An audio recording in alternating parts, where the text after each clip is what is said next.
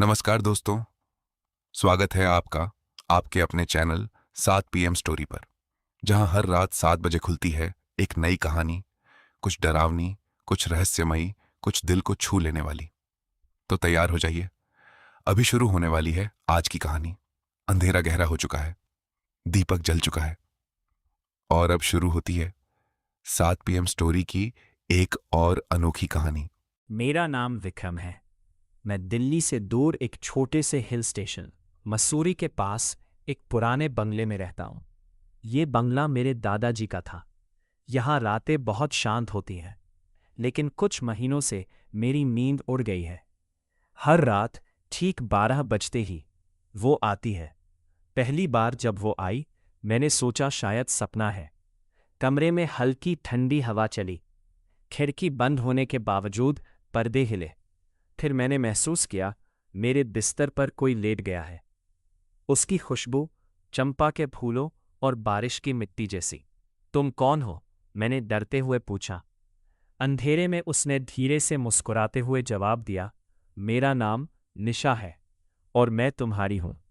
उसकी आवाज़ इतनी मधुर थी कि मेरे शरीर में करंट सा दौड़ गया। मैंने मोबाइल की रोशनी जलाई। वो मेरे बगल में लेटी हुई थी। लंबे काले बाल, गोरी चमकती त्वचा, गहरी काजल वाली आंखें और लाल होठ। उसने सिर्फ एक सफ़ेद साड़ी पहनी थी, जो चांदनी में मोती की तरह चमक रही थी। वो इतनी सुंदर थी कि मैं कुछ पल तक बोल ही नहीं पाया। निशा ने धीरे से अपना हाथ मेरे सीने पर रख दिया। उसकी उंगलियां बर्फ की तरह ठंडी थीं, लेकिन स्पर्श में एक अजीब सी गर्माहट थी। डरो मत विक्रम, उसने मेरे कान में फुसफुसाया। मैं तुम्हें सिर्फ प्यार करने आई हूं। मैं हिल भी नहीं सका। उसने अपनी आंखें बंद की और मेरे सीने से लगकर लेट गई। उसकी सांस मेरी गर्दन पर पड़ रही थी। मैंने हिम्मत करके उसके बालों में हाथ फेरा। बाल रेशम जैसे थे, लेकिन अंदर से बहुत ठंडे। उस रात मैं पहली बार इतनी गहरी नींद सोया। सुबह जब आंख खुली तो वो जा चुकी थी। सिर्फ मेरे बिस्तर पर एक सफ़ेद कमल का फूल पड़ा था, जो रात भर नहीं मुरझाया। मैंने खुद को समझाया यह सपना था, लेकिन दूसरी रात फिर वो आई, तीसरी रात फिर आई। अब हर रात वो मेरे पास सोने आती है, कभी मेरे सीने पर सिर रखकर, कभी मेरी आंखों में देखकर चुपचाप मुस्कुराती रहती है। जितना वो पास आती है, उतना ही मुझे अच्छा लगता है। उसके स्पर्श में एक अजीब नशा है जो मुझे रोज और गहराई से खींचता जा रहा है। लेकिन कल रात कुछ हुआ। जब वो सो रही थी, मैंने उसके बालों को हटाकर उसकी गर्दन देखी। गर्दन पर 2 पुराने घाव थे, जैसे कोई बहुत पहले उसके गले पर दांत गड़ाकर खून पिया हो। और सबसे डरावनी बात, जब मैं उसके चेहरे को देख रहा था, तो उसकी परछाई दीवार पर बिल्कुल अलग थी। परछाई के बाल बिखरे हुए थे, मुंह खुला हुआ था और होंठों से खून टपक रहा था। जब मैंने फिर से निशा को देखा, तो वो मीठे सपनों की तरह शांत लेटी हुई मुस्कुरा रही थी। आज रात वो फिर आएगी और मैं जानता हूं अब मैं उसे रोक भी नहीं सकता। 10वें दिन हो चुके थे। अब मेरी दिन की जिंदगी भी उलट पुलट हो गई थी। दिन भर मैं बंगले में घूमता रहता, थका हुआ महसूस करता और रात का इंतजार करता, निशा के आने का। हर रात ठीक 12:10 पर खिड़की के पास हल्की सी ठंडी हवा चलती, पर्दे हिलते और वो मेरे बिस्तर पर आकर लेट जाती। आज रात वो पहले से भी ज्यादा खूबसूरत लग रही थी। उसने लाल रंग की हल्की साड़ी पहनी थी। उसके बाल खुले हुए थे और मेरे चेहरे को छू रहे थे। उसकी खुशबू अब मेरे कमरे में हर तरफ फैली रहती थी, भले ही वो चली जाती। तुम रोज क्यों आती हो? मैंने उसकी गर्दन में मुंह छुपाते हुए पूछा। निशा ने धीरे से हंसकर मेरे बालों में उंगलियां फिराई। क्योंकि तुम मुझे बुलाते हो विक्रम, तुम्हारा दिल मुझे रोज पुकारता है। उसकी उंगलियां मेरी छाती पर घूम रही थी, ठंडी थीं, लेकिन मुझे गर्मी चढ़ रही थी। मैंने उसे और कसकर अपने सीने से लगा लिया। उसका शरीर मेरे शरीर से चिपक गया। उस पल मुझे लगा ये दुनिया में सबसे सुंदर एहसास है। मुझे तुमसे प्यार हो गया है निशा, मैंने अनजाने में कह दिया। वो एक पल के लिए रुक गई, फिर मेरी आंखों में देखकर मुस्कुराई। उसकी आंखें गहरी काली थीं, लेकिन बीच बीच में लाल चिंगारी सी नजर आ जाती थी। प्यार? उसने मेरे होठों को अपनी उंगली से छूते हुए कहा। तो फिर मुझे और करीब आने दो। उसने मुझे चूम लिया। वो किस इतना गहरा और लंबा था कि मुझे लगा जैसे मेरी सारी ऊर्जा उसमें समा रही हो। उसके होठ ठंडे थे लेकिन मीठे। मैं खो गया। मेरे हाथ उसके कमर पर थे। उसकी साड़ी का कपड़ा रेशम जैसा था, लेकिन नीचे उसका शरीर बहुत ठंडा था। जब किस टूटा तो मैं हाँफ रहा था। निशा मेरे सीने पर सिर रखकर लेट गई। मैंने उसकी पीठ सहलाते हुए कहा, तुम कहाँ से आती हो? सच बताओ निशा। वो कुछ पल चुप रही, फिर धीरे से बोली, मैं बहुत पुरानी हूँ विक्रम। इस बंगले की दीवारें मुझे जानती है। तुम्हारे दादाजी भी मुझे जानते थे। मेरा शरीर सिहर गया। मैंने उसकी गर्दन पर फिर से वो 2 घाव देखे। आज वो घाव थोड़े ताज़ा लग रहे थे। रात ढलते ढलते मैं सो गया। सुबह जब उठा तो मेरी कमर में तेज दर्द था। शर्ट उठाई तो देखा मेरी छाती और पेट पर हल्के हल्के लाल निशान थे, जैसे किसी ने नाखून गराए हों। लेकिन सबसे डरावनी बात, मेरे बिस्तर के पास फर्श पर खून के छोटे छोटे बूंद थे। मेरा खून। फिर भी शाम होते ही मेरा मन बेचैन होने लगा। मैं नहाया, अच्छे कपड़े पहने और बिस्तर पर लेट गया। घड़ी की तरफ देखता रहा। 12:10। खिड़की के पर्दे हिले। निशा आई। इस बार वो मुस्कुरा रही थी, लेकिन उसकी मुस्कान में कुछ और था, भूख। आज मैं तुम्हारे बहुत करीब आना चाहती हूँ, उसने मेरे कान में फुसफुसाया। बहुत बहुत करीब। 15 दिन हो चुके थे। मैं अब दिन में भी निशा के बारे में सोचता रहता था। उसकी खुशबू मेरे कपड़ों में, मेरे बिस्तर में, यहां तक कि मेरे सपनों में भी बस गई थी। मैंने ऑफिस की छुट्टी ले ली थी। बाहर कम निकलता था, सिर्फ रात का इंतजार करता था। आज रात जब निशा आई तो वो पहले से कहीं ज्यादा खुलकर आई। उसने मेरी शर्ट के बटन खोल दिए और मेरे सीने पर लेट गई। उसकी ठंडी त्वचा मेरी गर्म त्वचा से टकराई तो एक अजीब सिहरन हुई। तुम्हें मेरी आदत पड़ गई है ना विक्रम? उसने मेरी गर्दन चूमते हुए पूछा। हाँ, मैंने स्वीकार कर लिया। अब तुम्हारे बिना नींद ही नहीं आती। निशा हंसी। उसकी हंसी अब पहले से ज्यादा मीठी और भयानक लग रही थी। उसने मेरे होठों को फिर से चूमा। इस बार किस में वो पहले से ज्यादा आक्रामक थी। उसके नाखून मेरी पीठ पर गड़ गए। मुझे दर्द हुआ, लेकिन मैं हटा नहीं। जब किस टूटा तो मैंने देखा उसके होठों पर मेरे खून की हल्की सी लाली थी। निशा, तुम क्या हो?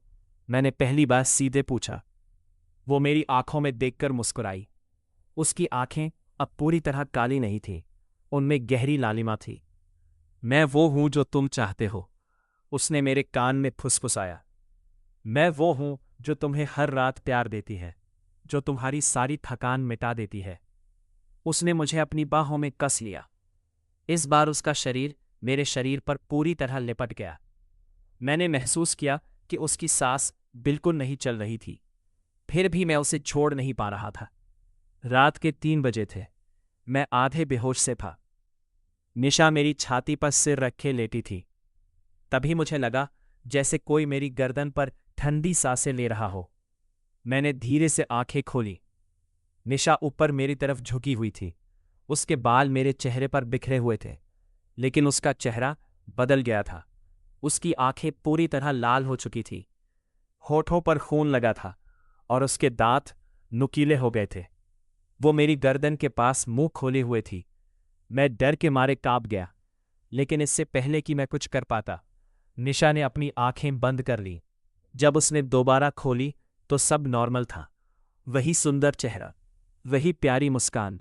तुम ठीक तो हो ना? उसने प्यार से पूछा। मैं कुछ नहीं बोल सका, सिर्फ सिर हिला दिया। सुबह जब मैं उठा तो आईने के सामने खड़ा हो गया। मेरी गर्दन पर 2 नए निशान थे, नाखूनों के, और ठीक नीचे 2 छोटे छोटे पंक्चर मार्क्स थे। जैसे किसी ने दांत गड़ाए हों। खून सूख चुका था। मैं कांप उठा। फिर भी शाम ढलते ही मेरा मन बेचैन होने लगा। मैं बिस्तर पर लेट गया। घड़ी की सुइयां देखता रहा। 12:10। खिड़की हिली। निशा आई। इस बार वो मेरे बिस्तर के पास खड़ी थी। उसने धीरे से साड़ी का एक पल्लू गिरा दिया और मुस्कुराते हुए बोली, आज मैं तुम्हारे बहुत और करीब आना चाहती हूं विक्रम। इतना करीब कि हम दोनों एक हो जाए। अब मेरी जिंदगी सिर्फ रातों तक सिमट गई थी। मैं दिन भर बिस्तर पर पड़ा रहता, कमजोर महसूस करता, खाना खाने का मन नहीं करता, बस निशा का इंतजार। उसकी खुशबू, उसकी ठंडी छवन और उसके होठों का नशा मुझे पूरी तरह जकड़ चुका था। आज रात जब निशा आई तो कमरे का तापमान एकदम गिर गया। वो मेरे बिस्तर पर आई और इस बार मेरे ऊपर चढ़ गई। उसकी साड़ी का पल्लू गिर चुका था। उसके लंबे बाल मेरे चेहरे पर बिखर गए। उसने मेरी दोनों कलाइयां अपने हाथों में जकड़ ली। आज रात मैं तुम्हें पूरी तरह अपना बना लूंगी विक्रम, उसने मेरी गर्दन चूमते हुए कहा। उसकी आवाज में अब पहले जैसी मिठास नहीं, बल्कि भूख थी। मैंने विरोध करने की कोशिश की, लेकिन मेरा शरीर साथ नहीं दे रहा था। निशा ने मुझे गहरे किस में खींच लिया। इस बार किस इतना तीव्र था कि मुझे लगा जैसे मेरी आत्मा उसके मुंह में समा रही हो। उसके नाखून मेरी पीठ पर गहरे गर गए। दर्द हुआ, लेकिन साथ में अजीब सुख भी मिल रहा था। जब वो मेरी गर्दन पर अपना मुंह ले गई तो मैंने महसूस किया उसके दांत मेरी त्वचा को चीर रहे थे। खून की हल्की धार बह निकली। निशा ने वो खून चाट लिया। मैं कांप उठा। निशा, रुक जाओ, मैंने कमजोर आवाज में कहा। वो रुकी। उसने मेरी आंखों में देखा। उसका चेहरा अब पहले जैसा सुंदर नहीं था। उसकी आंखें पूरी तरह लाल थीं। होठों पर मेरा खून लगा था। चेहरे पर पतली काली नसें उभर आई थी। तुम मुझे प्यार करते हो ना विक्रम, उसने गुर्राते हुए पूछा। तो फिर मुझे रोक क्यों रहे हो? मैं सिर्फ तुम्हारा हूं। मैंने डरते हुए पूछा। तुम इंसान नहीं हो ना? निशा मुस्कुराई। उसकी मुस्कान अब भयानक लग रही थी। मैं यक्षिणी हूं, सदियों से इस बंगले में कैद हूं। तुम्हारे दादाजी ने मुझे यहां बुलाया था, लेकिन वो मुझे पूरा नहीं दे पाए। अब तुम मुझे पूरा करोगे। उसने फिर से मेरी गर्दन पर मुंह रख दिया। इस बार उसके दांत और गहरे गर गए। मुझे तेज चक्कर आने लगे। मेरा शरीर ठंडा पड़ने लगा। तभी अचानक बंगले की पुरानी घड़ी जोर से बजने लगी। निशा चीख कर ऊपर उठी। उसका चेहरा विकृत हो चुका था। बाल हवा में लहरा रहे थे। कल आखिरी रात है, उसने गुस्से और प्यार के मिश्रित स्वर में कहा। कल रात मैं तुम्हें पूरी तरह ले लूंगी। या तो तुम मेरे हो जाओगे या तुम मुझे मार डालूंगी। वो अचानक हवा में विलीन हो गई। सुबह जब मैं उठा तो मैं मुश्किल से उठ पाया। आईने में देखा, मेरा चेहरा पीला पड़ चुका था। गर्दन और छाती पर खून के कई निशान थे। मेरी आंखों में भी हल्की लालिमा आ गई थी। मैंने फैसला कर लिया था, आज रात मैं उसे रोकूंगा। लेकिन शाम होते ही मेरे मन में फिर वही बेचैनी शुरू हो गई। मैं जानता था मैं उसे रोक नहीं पाऊंगा।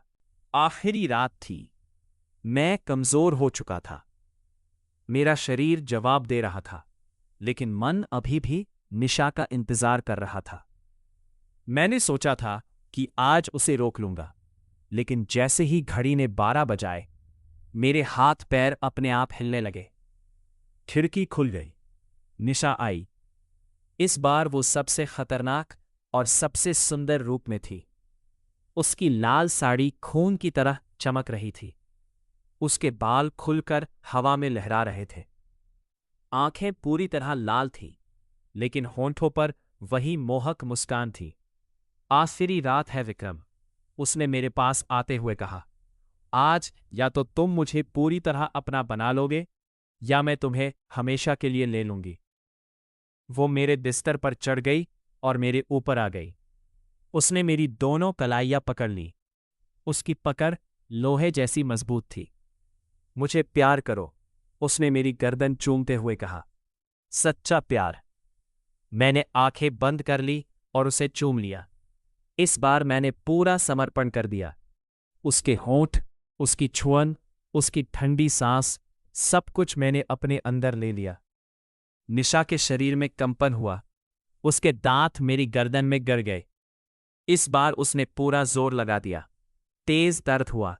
मेरा खून उसके मुंह में जा रहा था। मुझे लगा जैसे मेरी जान निकल रही हो। निशा, मैं तुमसे सच में प्यार करता हूं, मैंने आखिरी सांस में कहा। वो रुक गई। उसके शरीर में जोर का कंपन हुआ। उसकी लाल आंखों से आंसू निकल आए। वो आंसू भी लाल थे। तुम सच कह रहे हो? उसकी आवाज कांप रही थी। हां, मैंने कमजोर स्वर में कहा। मैं तुम्हें बिना देखे भी नहीं रह सकता। निशा ने मेरी गर्दन से मुंह हटाया। उसके चेहरे पर इंसानी भावना लौट आई। वो रो रही थी। सैकड़ों साल बाद किसी ने मुझे सच्चा प्यार दिया, उसने फुसफुसाया।